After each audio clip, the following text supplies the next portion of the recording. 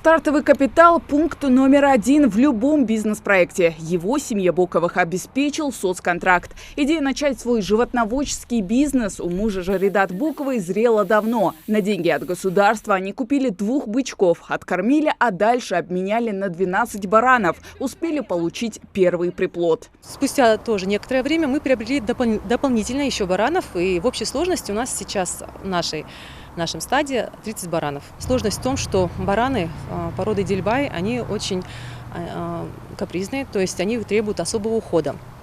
Непременно, конечно же, мы делаем прививки по сезонам, смотрим их состояние, оценим здоровье. То есть мы приобретаем для них сено, корм приобретаем. Все это подбирается с четкостью, то есть смотрится, как реагируют они, нравится или не нравится, как идет процесс питания. То есть за ними нужен комплексный уход. Занимаются хозяйством в семье все вместе. На главе семейства тяжелая работа. А Жаридат следит за тем, чтобы у животных была чистая вода, особенно в жаркие дни, и сено. Пытается помочь родителям и маленькая Амалия. Мне очень нравится помогать папе.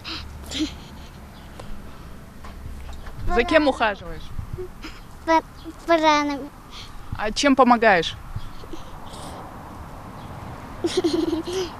Сено давать.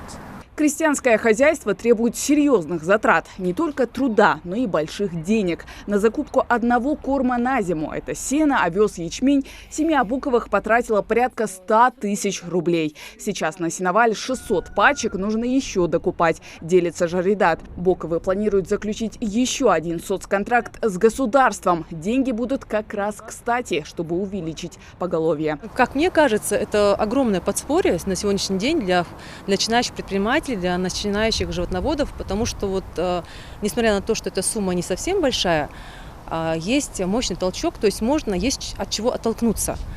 Можно начать именно с этой суммы. Конечно же, приобретение корма, приобретение сена, зерна требует больших затрат. Тот же самый момент с тем, что делаются прививки, за ними ведется уход, тоже требует хороших финансовых средств. Но для начала, мне кажется, этого достаточно.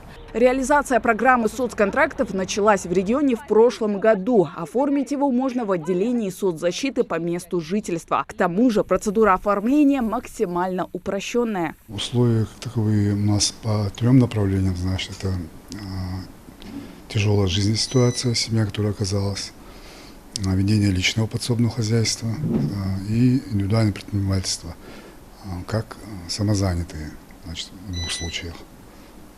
А вот из-за чего чаще всего могут отказать в соцконтракте? Первое условие, чтобы прожиточный минимум не превышал установленный в Ингушетии на семью, чтобы относились к категории малоимущим.